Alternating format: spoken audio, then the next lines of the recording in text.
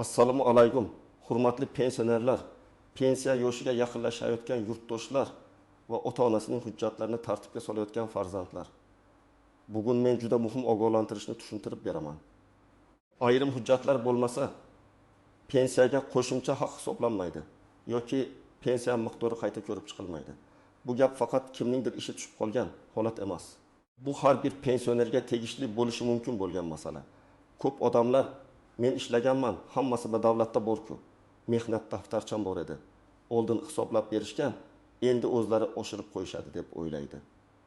Lekin amalda pensiyaga qo'shimcha haq, ish staji, ish haqi, imtiyozli davrlar, qaramog'idagi shaxslar yoki boshqa asoslar bo'yicha qo'shimcha to'lov faqat tasdiqlovchi hujjatlar bo'lgandagina hisoblanadi. Shuning uchun videoni oxirigacha ko'ring. Chunki men bugun kim xavotir olishi kerak, kimda muammo bo'lmasligi mumkin, qaysi hujjatlar kerak bo'ladi, qayerga murojaat qilish kerak va eng muhimi, xatoga yo'l qo'ymaslik uchun nima qilish kerakligini birma-bir tushuntiraman. Agar kanalga hali obuna bo'lmagan bo'lsangiz, hozirroq obuna bo'ling, videoga like bosing. Chunki bunday ma'lumotlarni vaqtida bilish pensiya pulingizga bevosita ta'sir qiladi. Men birinchi navbatda asosiy masalani sodda qilib aytaman. Pensiya miqdori havodan olinmaydi. U ma'lum hujjatlar, ish staji, ish haqi, badal to'langan davrlar, imtiyozli davrlar va qonunda belgilangan boshqa asoslar bo'yicha hisoblanadi. Agar biror davr hujjat bilan tasdiqlanmasa, u odatda pensiya hisobiga kiritilmaydi. Agar biror qo'shimcha to'lovga asos bo'ladigan hujjat bo'lmasa, o'sha qo'shimcha haq ham avtomatik ravishda qo'shilmaydi. Oldin ko'pchilikda asosiy hujjat mehnat daftarchasi bo'lgan. Korxonada ishlagan bo'lsa, mehnat daftarchasiga yozilgan, muhr bosilgan, ishga qabul qilingan sana, ishdan bo'shagan sana ko'rsatilgan. Pensiya tayinlashda shu daftarcha asosiy dalil sifatida ko'rilgan. Lekin hayotda juda ko'p muammoli holatlar bor. Ayrim korxonalar tugatilgan, arxivga hujjat topshirmagan, muhrlar o'qilmaydi, yozuvda xato bor, familiya o'zgargan, ish haqi ma'lumotnomasi yo'q, ayrim yillar bo'yicha badal to'lanmagan, ayrim davrlar umuman kiritilmay qolgan. Hozir esa elektron tizimlar kuchaygani sari ko'p ma'lumotlar bazalarida ko'rinadi. Lekin bu hamma narsa avtomatik hal bo'ladi degani emas.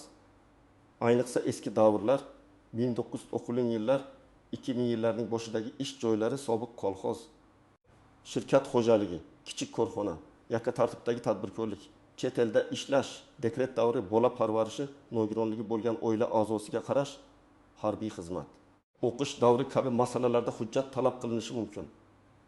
Eng muhim o'zgarish shundaki, endi men ishlaganman degan og'zaki gapning o'zi yetarli emas. Hamma biladi, mahalla tasdiqlaydi, o'sha korxona bor edi.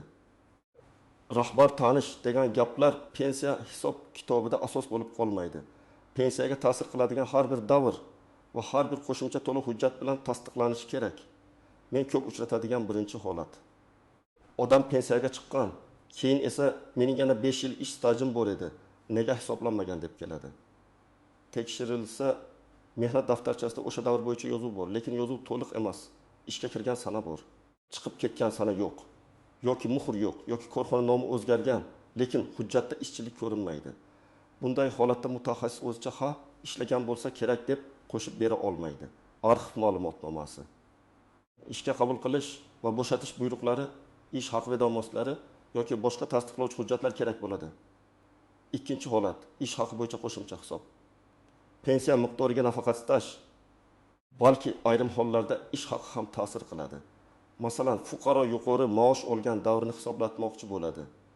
Lekin o'sha yillar bo'yicha ish haqi ma'lumotnomasi bo'lmasa yoki ma'lumotnomada korxona rekvizitlari, imzo, muhr, davrlar aniq ko'rsatilmagan bo'lsa, yuqori maosh asosida qayta hisoblash qiyinlashadi.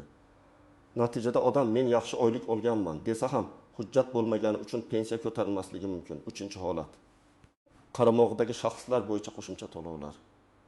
Masalan, ayrim toifadagi pensionerning qaramog'ida voyaga yetmagan farzand, mehnatga layoqatsiz oila a'zosi yoki boshqa qonunda nazarda tutilgan shaxs bo'lishi mumkin.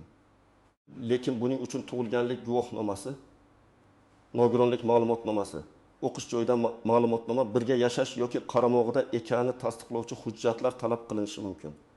Hujjat bo'lmasa, nabiram men bilan yashaydi, o'g'lim ishlamaydi, qizim kasal degan gapning o'zi qo'shimcha haq uchun yetarli bo'lmaydi. 4-holat, imtiyozli staj. Ba'zi kasblarda mehnat sharoiti og'ir bo'lgan. Zararli ishlab chiqarishda ishlagan, tibbiyot, ta'lim, sanoat, kun, kimyo, transport yoki boshqa maxsus sohalarda faoliyat yuritgan shaxslar uchun alohida tartiblar bo'lishi mumkin. Lekin bunday imtiyoz men zavodda ishlaganman degani bilan berilmaydi. Lavozim nomi, bo'lim, ishlab chiqarish turi, ish sharoiti, ish davri hujjatlarida aniq ko'rsatilgan bo'lishi kerak. Agar mehnat daftarchasida faqat ishchi deb yozilgan bo'lsa, bu yetmasligi mumkin. Masalan, odam aslida zararli sexda ishlagan, lekin hujjatda sex nomi ko'rsatilmagan. Bunday holatda qo'shimcha imtiyoz yoki stajni tan olish uchun korxona arxivi, lavozim yo'riqnomasi, ish joyi attestatsiyasi, buyruqlar, ish haqi vedomosti kabi dalillar kerak bo'ladi. 5-holat familiya. Ism yoki otasining ismi o'zgargan holatlar. Ayollar turmushga chiqqanda familiyasini o'zgartirgan bo'lishi mumkin. Agar mehnat daftarchasida eski familiya, pasportda yangi familiya bo'lsa, ko'h guvohnomasi yoki familiya o'zgarganini tasdiqlovchi hujjat bo'lmasa, tizimda uzilish paydo bo'ladi. Hujjatlar bir odamga tegishli ekan tasdiqlanmaguncha ayrim davrlar hisobga olinmasligi mumkin. Birinchi misol. Tasavvur qiling. Oysara opa 62 yoshda. U 1905 yildan 1997 yilgacha tikuv fabrikasida ishlagan. Mehnat daftarchasida ishga qabul qilingan yozuv bor, lekin ishdan bo'shatilgan yozuvdagi muhr juda xira. Fabrika allaqachon yopilgan. Oysara opa pensiya tayinlanganda shu davrning faqat bir qismi hisobga olinganini biladi. U men 2 yil ishlaganman deydi. Lekin pensiya organi uchun o'qilmasa, arxiv ma'lumotnomasi kerak bo'ladi.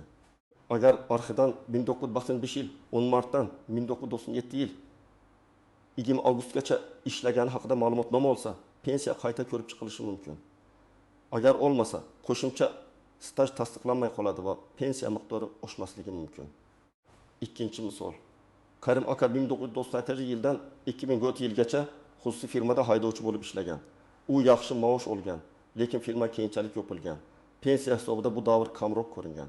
Sababi ayrim yillar bo'yicha sug'urta badallari to'liq aks etmagan yoki ish haqi ma'lumotnomasi yo'q. Karim aka men har oy naqd pul olardim deydi. Mana shu joyda muammo chiqadi.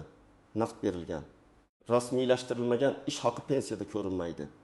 Agar badal to'lanmagan bo'lsa, keyinchalik bu davrni isbotlash juda qiyin bo'ladi.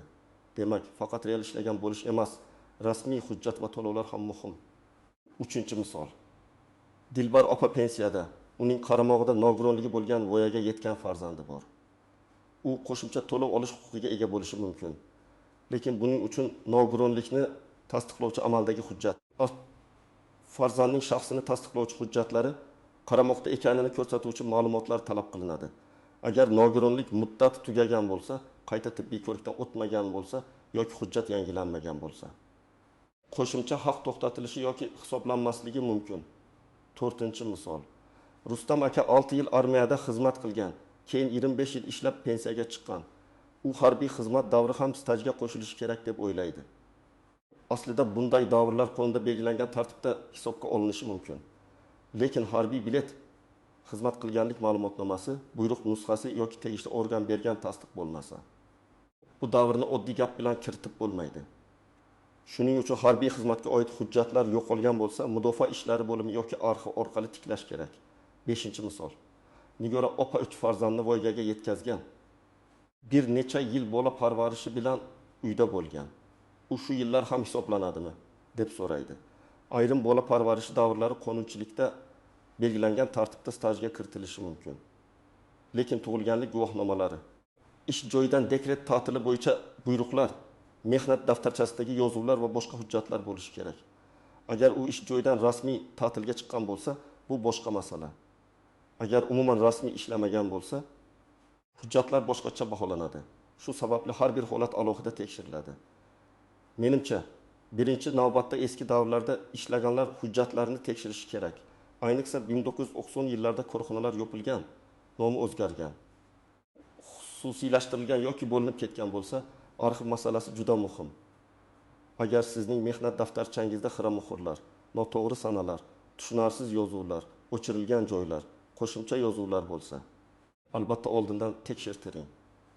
Ikkinchi guruh. O'zini o'zi band qilganlar, yakka tartibdagi tadbirkorlar, fermer xo'jaligida ishlaganlar, mavsumiy ishchilar. Bu toifalarda ko'pincha odam ishlagan, lekin badal to'lash shartnoma.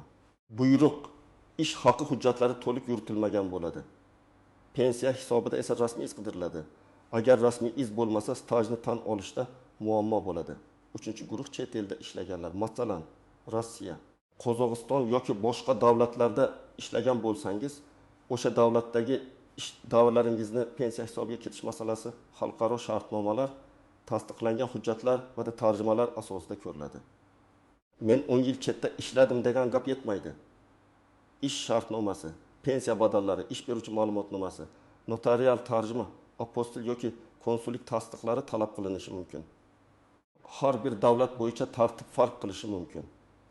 4-guruh qaramog'ida voyaga yetmagan yoki mehnatga layoqatsiz shaxslar bor pensionerlar. Bu holatda qo'shimcha to'lovlar hujjatga juda bog'liq. Farzand 18 yoshga to'lganmi? O'qiyaptimi? Nogironlik muddati bormi? Nikohga kirganmi? Ishlayaptimi? Bularning hammasi ahamiyatli bo'lishi mumkin. 5-guruh pensiyasi oldin tayinlangan, lekin keyin yangi hujjat topgan odamlar. Masalan, siz 5 yil oldin pensiyaga chiqqansiz, o'shanda ayrim davrlar hisobga olinmagan. Endi arxivdan ma'lumot topdingiz. Bunday holatda qayta hisoblash uchun murojaat qilish kerak bo'ladi. Lekin hujjat topilgan kun, ariza berilgan sana, qayta hisoblashning qaysi kundan qo'llanish kabi masalalarda tartib bor. Shuning uchun vaqtni cho'zmaslik kerak. Kimda muammo kamroq bo'ladi? Agar sizning butun ish faoliyatingiz rasmiy bo'lgan, elektron bozorda aks etgan, mehnat daftarchangiz toza yuritilgan, ish haqi va badallar bo'yicha ma'lumotlar bor, familiya o'zgarishlari hujjat bilan tasdiqlangan bo'lsa, xavotir kamroq, lekin baribir tekshirish zarar qilmaydi. Chunki bitta noto'g'ri sana ham umumiy hisobga ta'sir qilishi mumkin. Endi ko'pchilik bilmaydigan nozik jihatlarga o'taman. Birinchi nozik jihat, hujjat borligi hali hammasi to'g'ri degani emas. Masalan, arxiv ma'lumotnomasida sizning familiyangiz bir harf bilan boshqacha yozilgan bo'lishi mumkin. Pasportda Yo'ldosheva, ma'lumotnomada Yuldasheva yozilgan. Ba'zan bu texnik xato deb ko'riladi. Ba'zan esa qo'shimcha tasdiq talab qilinadi. Ayniqsa eski kiril yozuvidan lotinga o'tganda ism familiyalarda farq ko'p uchraydi. Bunday holatda FHDY hujjatlari, nikoh guvohnomasi, tug'ilganlik guvohnomasi, sud orqali faktni belgilash kabi yo'llar kerak bo'lishi mumkin. Ikkinchi nozik jihat, mehnat daftarchasidagi yozuv qonuniy rasmiylashtirilgan bo'lishi kerak. Yozuvda ishga qabul qilish buyrug'ining raqami, sanasi, lavozim, korxona nomi, muhr va mas'ul shaxs imzosi bo'lishi muhim. Agar yozuv keyinchalik qo'lda qo'shilgandek ko'rinsa, tuzatishlar izohsiz bo'lsa, muhr mos kelmasa savollar tug'iladi. Pensiya organi shubhali hujjatni tekshirishga haqli. 3-nozik jihat, ish haqi ma'lumotnomasi to'liq bo'lishi kerak. Faqat falonchi bizda ishlagan va yaxshi maosh olgan degan ma'lumotnoma yetmaydi. Unda davrlar oyma-oy yoki belgilangan tartibda ish haqi summalari, korxona stiri yoki rekvizitlari, rahbar va bosh buxgalter imzosi, muhr, arxiv asoslari ko'rsatilishi kerak. Agar korxona tugatilgan bo'lsa, arxiv ma'lumotnomasi talab qilinadi. Ba'zan odamlar tanish buxgalterdan eski sana bilan qog'oz oldirmoqchi bo'ladi. Men bunday yo'lni qat'iyan tavsiya qilmayman. Soxta hujjat nafaqat pensiyani oshirmaydi, balki jiddiy huquqiy oqibatlarga olib kelishi mumkin. 4-nozik jihat, qo'shimcha haq doimiy bo'lmasligi mumkin.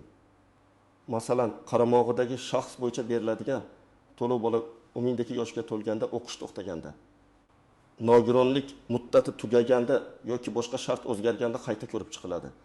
Pensioner buni o'z vaqtida xabar qilmasa, ortiqcha to'langan pul keyinchalik ushlab qolinishi mumkin. Shuning uchun qo'shimcha to'lov olayotgan bo'lsangiz, shartlar o'zgarganini yashirmang. 5-nozik jihat, pensiyani qayta hisoblash avtomatik bo'lmasligi mumkin. Ba'zi oshirishlar davlat tomonidan umumiy tartibda avtomatik bo'ladi. Masalan, pensiya miqdorlarini indeksatsiya qilish. Lekin sizning shaxsiy stajingiz, ish haqingiz yoki qo'shimcha hujjatingiz bo'yicha oshirish uchun ko'pincha ariza kerak bo'ladi. Ular o'zlari bilib qo'shib qo'yadi deb kutib yurish mumkin emas. Hujjat sizda bo'lsa, tashabbus ham sizdan chiqishi kerak. 6-nozik jihat, sud orqali tasdiqlash. Agar arxiv yonib ketgan korxona hujjat topshirmagan, ish joyi butunlay yo'qolgan bo'lsa, ayrim holatlarda yuridik ahamiyatga ega faktni sud orqali belgilash masalasi ko'rilishi mumkin. Lekin sud ham faqat og'zaki gapga tayanmaydi.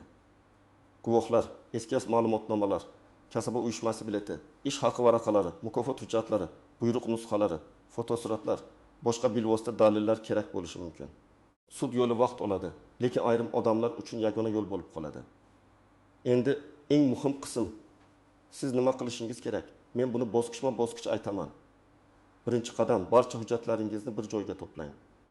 Mehnat daftarchasi, pasport yoki ID karta, pensiya guvohnomasi, nikoh guvohnomasi, familiya o'zgarganini tasdiqlovchi hujjatlar, harbiy bilet, tug'ilganlik guvohnomalari, diplomlar, ish haqi ma'lumotnomalari, arxiv ma'lumotnomalari, nogironlik hujjatlari, o'qish joyidan ma'lumotnomalar, soliq yoki badal to'lovlarga oid hujjatlar bo'lsa, hammasini alohida papkaga soling.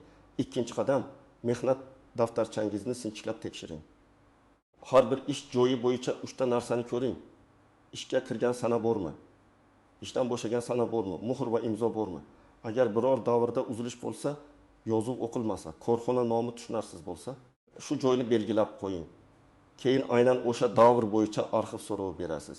3-qadam, pensiya bo'limiga yoki davlat xizmatlari markaziga murojaat qiling.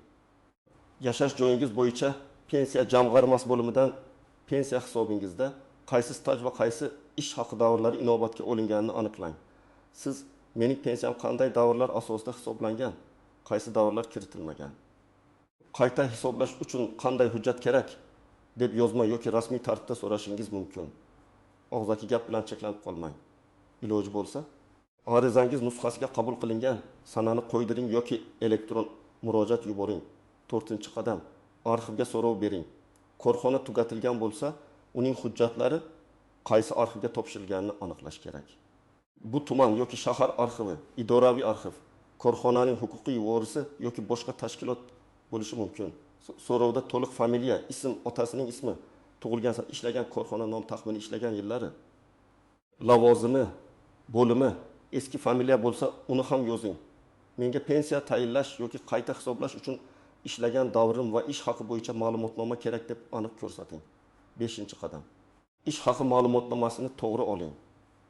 Agar korxona hali mavjud bo'lsa, kadrlar bo'limi buxgalteriyaga murojaat qiling. Ma'lumotnomada ish davri, lavozim, ish haqi, buyruq asoslari, rahbar va buxgalter imzosi. Muhr bo'lishini tekshiring. Agar ma'lumotnoma noto'liq bo'lsa, pensiya bo'limi uni qabul qilmasligi mumkin. Shuning uchun oldindan pensiya bo'limidan ma'lumotnoma shakli yoki talablarni so'rab oling. 6-qadam.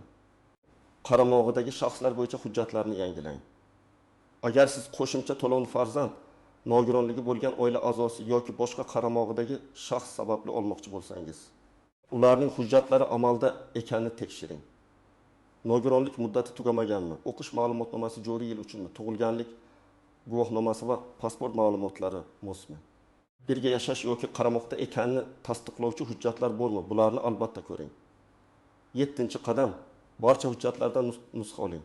Asl hujjatni hech qachon tasodifiy odamga berib yubormang. Pensiya bo'limiga topshiriladigan hujjatlarning ro'yxatini tuzing.